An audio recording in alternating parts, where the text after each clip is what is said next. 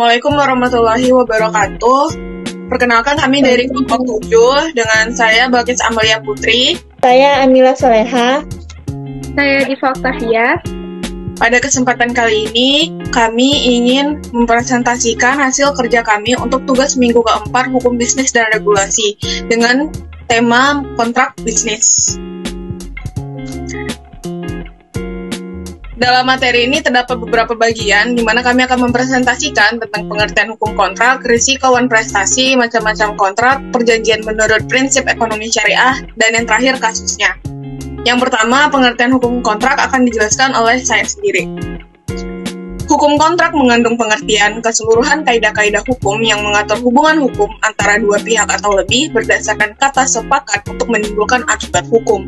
Hukum kontrak di Indonesia masih menggunakan peraturan pemerintah kolonial Belanda yang terdapat dalam buku 3 KUH Perdata. Buku 3 KUH Perdata menganut sistem terbuka, open system.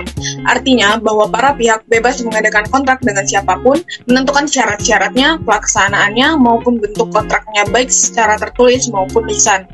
Di samping itu, diperkenankan membuat kontrak, baik yang telah dikenal dalam KUH Perdata maupun di luar KUH Perdata. Hal ini sesuai pula dengan pasal 1338 ayat 1 KUH Perdata yang berbunyi, semua perjanjian yang dibuat secara sah berlaku sebagai undang-undang bagi mereka yang membuat. 2. Risiko wan prestasi. Kewajiban membayar ganti rugi. Ganti rugi merupakan membayar segala kerugian karena rusaknya barang-barang milik kreditur akibat kelalaian debitur. Untuk menuntut ganti rugi, harus ada penagihan terlebih dahulu kecuali dalam peristiwa-peristiwa tertentu yang tidak memerlukan cadangan. Menurut pasal 1246 KUH Perdata, ada 3 macam tentang ganti rugi, yaitu biaya, rugi, dan bunga. Biaya merupakan segala pengeluaran atas pengongkosan yang secara nyata dikeluarkan oleh kreditur. Sedangkan bunga merupakan segala kerugian yang berupa kehilangan keuntungan yang sudah diperhitungkan sebelumnya. 2. Pembatalan perjanjian.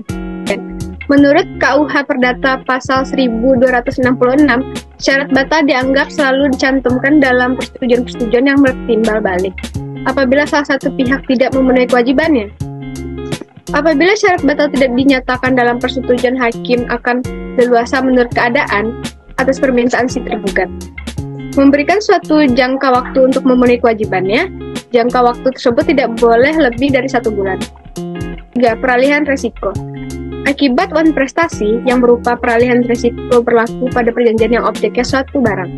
Misalnya perjanjian pembiayaan leasing dalam pasal 1237 KUH Perdata ayat 2 menyatakan, jika si berutang lalai akan menyerahkannya, maka semenjak saat kelalaiannya, kebendaan adalah atas tanggungannya.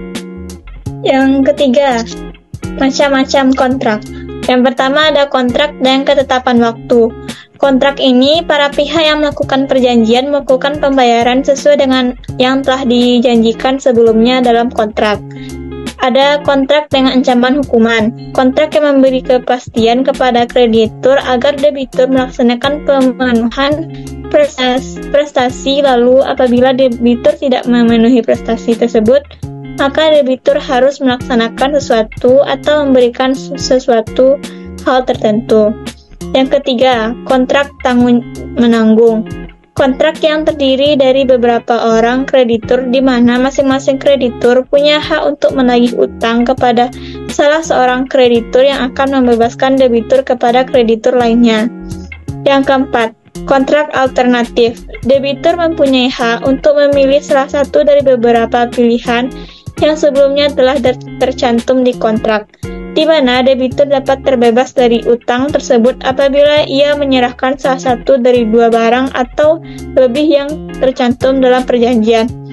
Yang terakhir adalah kontrak bersyarat. Kontrak yang digantungkan pada sesuatu peristiwa yang datang, namun peristiwa tersebut tentu akan terjadi. 4. Perjanjian menurut hukum syariah. Akad tabarur. Semua bentuk akad yang dilakukan dengan tujuan kebaikan dan tolong-menolong dengan mengharap pahala dari Allah Subhanahu wa Ta'ala. Tabaruk bermaksud memberikan dana kebajikan secara ikhlas untuk tujuan saling membantu satu sama lain sesama peserta takaful ketika di antara mereka ada yang tertimpa musibah. Akad muawadah. Bentuk akad dalam sistem bank syariah yaitu akad tukar menukar hak atas dasar timbal balik atau disebut akad tukar menukar. Bentuk akad muawadah yaitu jual beli dan ijarah. Akad jual beli dan ijarah yang diimplementasikan pada operasional bank syariah dalam bentuk pembiayaan. Yang kelima, kasus. Kasusnya adalah pelanggaran kontrak pembangunan yang terjadi antara PT Hotel Indonesia, Notur, dan PT Cipta Karya. Jaksa Muda Tindak Pidana Khusus Kejaksaan Agung Arminsyah mengatakan penyidik telah menyita sejumlah dokumen dari kantor PT Indonesia Notur atau HIN Jakarta Pusat. Di antaranya dokumen kontrak Build Operate Transfer atau BOT antara HIN dengan PT Cipta Karya bersama Indonesia dan Grand Indonesia. Adapun bangunan di luar kontrak yakni Menara BCA setinggi 56 lantai dan Kempinski Residence dengan 57 lantai. Selain soal pembangunan, ada beberapa hal yang dilakukan di luar kontrak. Di antaranya kompensasi yang tidak sesuai pendapat, penjaminan hak guna bangunan, serta masa kontrak yang melebihi 30 tahun.